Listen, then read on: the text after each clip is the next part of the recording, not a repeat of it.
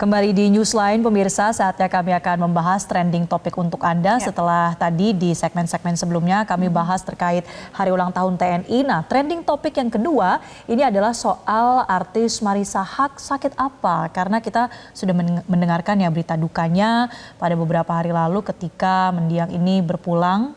Dan juga kabar duka ini tentunya menyisakan ada pertanyaan juga ya, sebetulnya Marissa Haque ini mengalami sakit apa? Almarhumah Marissa Haque mengalami sakit apa? Nah, kita akan ulas dulu pemirsa terkait almarhumah Marissa Haque yang tutup usia di usia 60 tahun Rabu 2 Oktober kemarin pada pukul 00:43 waktu Indonesia Barat. Adik Marissa, Soraya Haque, mengungkap Marissa meninggal dunia di kamar tidurnya tanpa menunjukkan tanda-tanda apapun. Ketika ditemukan, Marissa Haque sudah dalam kondisi yang tidak bergerak. Dan Soraya menyebut berpulangnya almarhumah Marissa Haque ini sudah merupakan sebuah takdir. Dan kita simak pernyataan dari pihak keluarga Soraya Haque, adik dari almarhumah Marissa Haque berikut ini. Sebagai orang yang tinggal di Jakarta, hanya rumah sakit besar yang bisa mendatangkan dokter atau kami yang untuk datang ke rumah sakit kan untuk mendapatkan kepastian kondisi terakhir. Jadi ya seperti itu. Jadi setelah tahu tidak bergerak, dibawa ke rumah sakit untuk memastikan dan akhirnya keluar surat kematian pada pukul 00:43. Kalau dari dokter penyebabnya apa? Enggak. Ajal. Kita harus yakin bahwa ajal itu bisa datang tanpa alasan. Datang aja, udah menjemput, memang waktunya kembali ya kembali.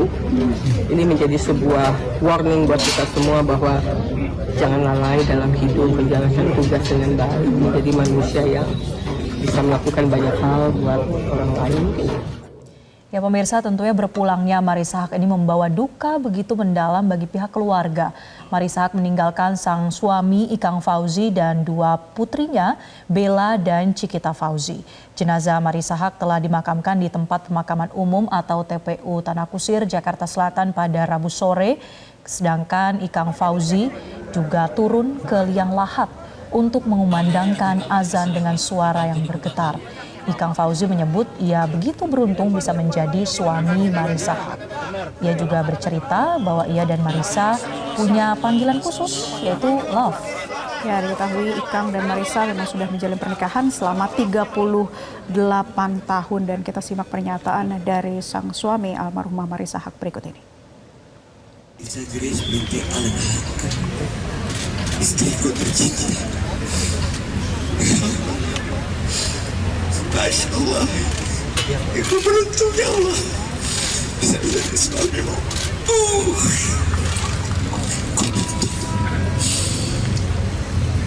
Ya Allah, ya kita yang hebat kuat. Ya, kami memanggil Love.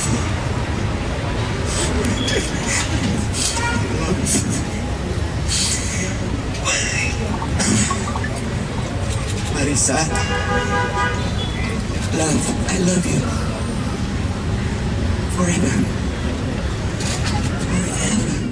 Ya, memang pasangan selebritis ini terkenal dengan pasangan yang begitu harmonis ya dalam rumah tangganya, romantis, dan banyak kisah tentunya dari Ikang Fauzi dan juga Marissa Haque yang sudah sampai di telinga publik figur begitu. Dan pada Rabu pagi pemirsa, keluarga dan rekan Marissa Haque terus berdatangan ke rumah duka di Tangerang Selatan.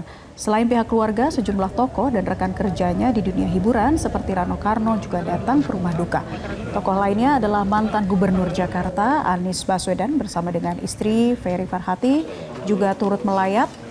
Semasa hidup, Marissa Haque dikenal sebagai seorang aktris yang juga aktif di berbagai bidang lain seperti politik dan pendidikan. Berbagai film juga diperankan hingga meraih penghargaan.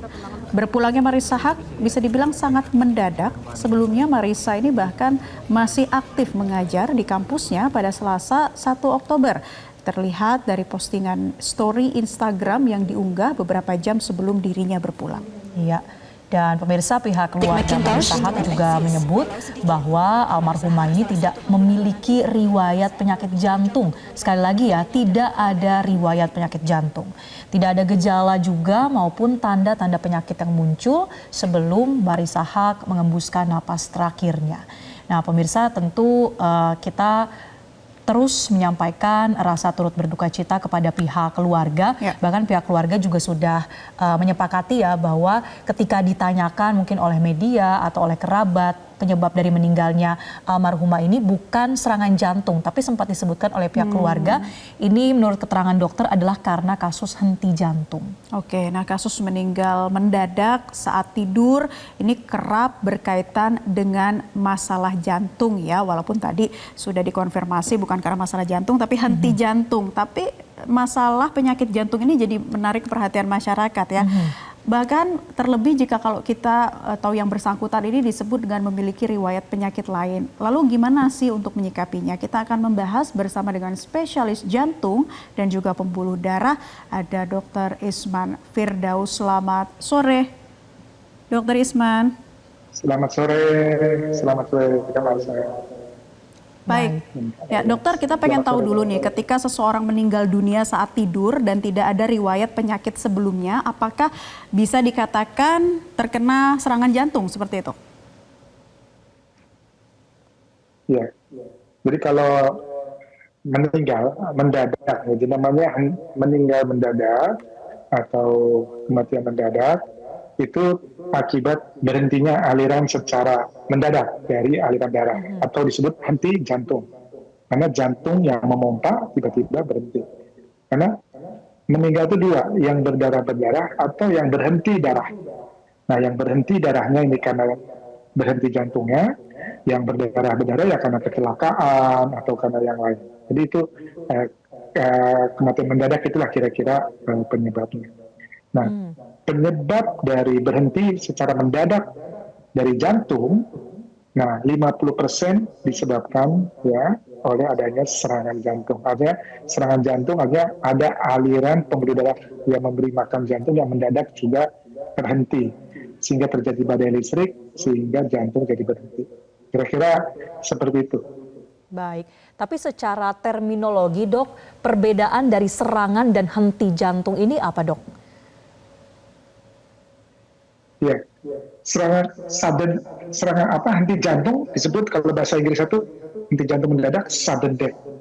Dan sudden death itu masuk dalam klasifikasi yang kita sebut sindroma koroner akut atau infark miokard atau mungkin orang awam sebutnya serangan jantung. Jadi serangan jantung itu bisa dalam bentuk ada 5 tipe. Satu, karena ada plak yang pecah di pembuluh darah koroner, yang kedua ada spasme, yang ketiga adalah sudden death. Jadi sudden death itu salah satunya adalah bagian dari serangan jantung. Serangan jantung ini akibat adanya sumbatan mendadak di pembuluh darah koroner. Itu definisi serangan jantung yang sering disampaikan di masyarakat. Ya.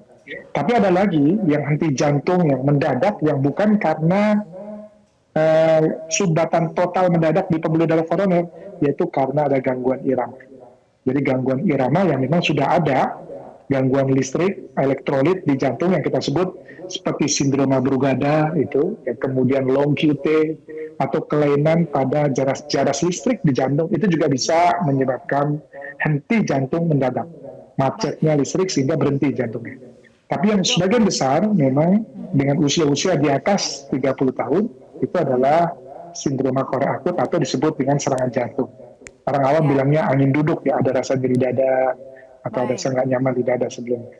Tapi nggak selalu, seringnya nggak ada, nggak dirasa. Karena perasaan orang itu beda-beda. Ada yang ngerasain, ada yang nggak ngerasain. Oke, Jadi dokter, gitu. tadi kan Dr. Isman katakan bahwa 50% penyebab henti jantung adalah serangan jantung. Nah, sisanya ini kemungkinan bisa disebabkan oleh indikasi penyakit lain yang seperti apa, dok?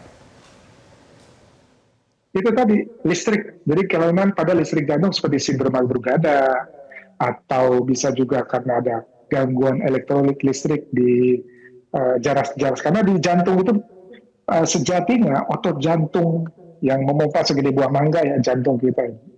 Itu seluruh bagian ototnya itu merupakan generator listrik. Jadi generator listrik. Nah, kalau semua generator listrik, setiap sel itu ada generator listrik. Kalau semuanya itu memicu listrik, maka jantung nggak berirama. Tidak akan bekerja dengan efektif. Sehingga ada jaras yang mengatur agar supaya denyut jantung berirama denyutnya seperti 60 kali per menit dia berdenyut. Nah, jadi ada irama yang sudah diatur, ada jaras paling atas namanya sinus, kemudian ada avenot dan terus ke bawah. Apabila ini terganggu semua sel-sel menghasilkan listrik, itu jadi jantungnya langsung kejang, tidak bergerak, dan akhirnya kita anggap sebagai henti jantung. Itu penyebab lain dari yang selain serangan jantung akibat sindroma koroner akut atau serangan jantung, ya.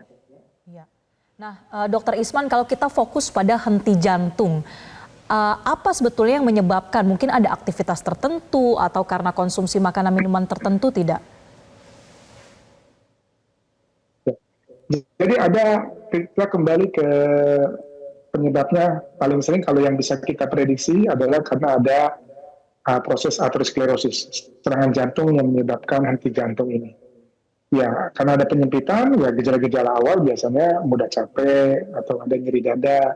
Namun sayangnya memang keluhan jantung ini sering tidak dirasakan oleh populasi, oleh 4 kelompok orang. Ya, 1 orang tua, yang kedua yang gemuk, yang ketiga ada penderita kencing manis, dan yang ketiga wanita. Jadi ada 4 populasi orang yang tidak, yang saru gitu, rasanya ini nyeri dada, bukannya ini ada penyempitan nggak ya, itu yang bahkan tidak merasakan apa-apa. Itu tadi orang yang gemuk, orang tua, ya, kemudian pada wanita dan juga pada penderita kencing manis. Baik, terhadap beberapa kelompok orang yang tidak merasakan apa-apa ini dokter, bahkan ada juga kita temui kasus henti jantung di usia muda. Nah ini jadi harusnya seperti apa nih yang harus kita waspadai? Cek rutin berapa lama sekali kah untuk mengetahui deteksi penyakit ini? Nah, yang pertama kita kenali dulu 5 perkara. Ada nggak di antara 5 perkara ini? Apa aja? 1, ada kencing manis nggak? 2, ada kolesterol nggak? Dislipidemia, ada tinggi nggak kolesterolnya? Yang ketiga, ada hipertensi nggak? Yang keempat, merokok nggak? Yang kelima, ada riwayat keluarga yang serangan jantung nggak? Pernah pasang ring, atau pernah nyeri dada, atau pernah dioperasi bypass, atau yang henti jantung mendadak. Jadi ada 5. Kencing manis, darah tinggi, kolesterol, merokok, dan keturunan riwayat keluarga. Kalau ada salah satu, maka mau nggak mau harus lebih ketat pemeriksaannya. Apa pemeriksaan yang bisa kita lakukan? Yang sederhana yang bisa kita lakukan tentu pergi ke dokter jantung untuk di EKG dan di treadmill test. Ya, selain tadi pemeriksaan laboratorium ya, kadar kolesterol sama ada kencing manis atau tidak. Nah, di treadmill itu sekarang wajib umur 30 tahun pekerja-pekerja harus di treadmill di atas 30 tahun untuk memastikan ada tidaknya deteksi dini untuk screening tanda-tanda penyempitan. Oke, Dok, kalau kita melihat untuk kalangan masyarakat tertentu, misalnya masyarakat kalangan menengah ke bawah secara ekonomi, atau kemudian pekerja yang memang sehari-hari ini kesibukannya begitu padat sehingga rasa-rasanya urusan kesehatan ini belum menjadi prioritas. Ini bagaimana, Dok, himbauannya untuk tetap bisa memperhatikan kesehatan jantung juga? Ya, yang pertama, kencing, kalau memang ada kencing manis atau misalnya udah umur 30 tahun ya dicek tuh. Ya, kita ngecek, memastikan ya secara berkala apakah kita ada masalah yang 5 tadi enggak. Jadi ada, kalau di sekarang ini slogannya ada slogan cerdik. Cerdik itu C-nya itu cek kesehatan secara berkala, ya. Terus kemudian E-nya itu jangan merokok, nyahkan rokok. Terus kemudian R-nya itu rajin aktivitas fisik. D-nya tuh diet sehat, K-nya kelola stres, ya itu cerdik. Nah, cek kesehatan berkala itu yang dicek tadi ada kencing manis, ada kolesterol, ada tensi nggak? Tensi, kolesterol, sama kencing manis. Nah, kalau ada yang tinggi, entah tensi tinggi, entah gula tinggi, harus dikendalikan. Henti jantung maupun serangan jantung bisa dicegah. Dengan apa? Ya tadi, kalau ada kencing manis, dikendalikan gula darahnya.